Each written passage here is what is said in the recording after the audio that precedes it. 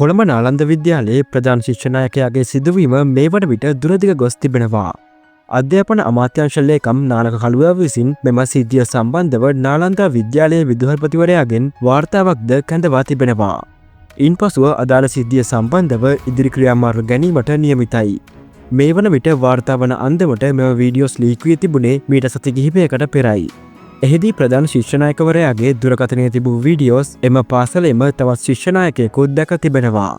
එහිදී ප්‍රධාන ශිෂ්‍ය නායකයා විසින් පාසලේ ගුරුවරියන් කිහිප දෙනෙකු සහ එම පාසලේම ශිෂ්‍යයෙකුගේ මවක් සමග නිරුවත් වීඩියෝ ඇමතුම් ලබාගෙන ඒවා රෙකෝඩ් කර තිබෙනවා. නමුත් එම අවස්ථාවේ එම වීඩියෝස් බාහිර සමාජයට ලීක් වී තිබුණේ නැහැ.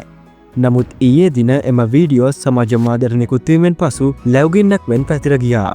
නිවුස් සෙන්ටර් පවසන්නේ මෙම වීඩියෝස් එක් ගුරුවරියකගේ සැමියකු විසින් සමාජ මාධ්‍යයට නිකුත් කරන්නට ඇති බවට සැකයක්ද පවතින බවයි.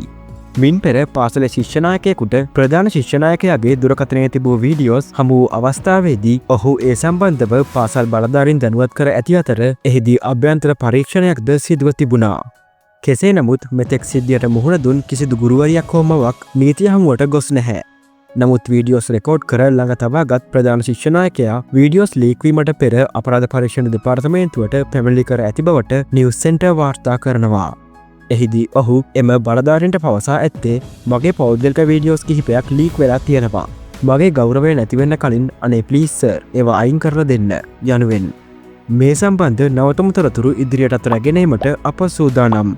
සබ්ස්ක්‍රයිබ් කර රැඳී සිටින්න අප සමග.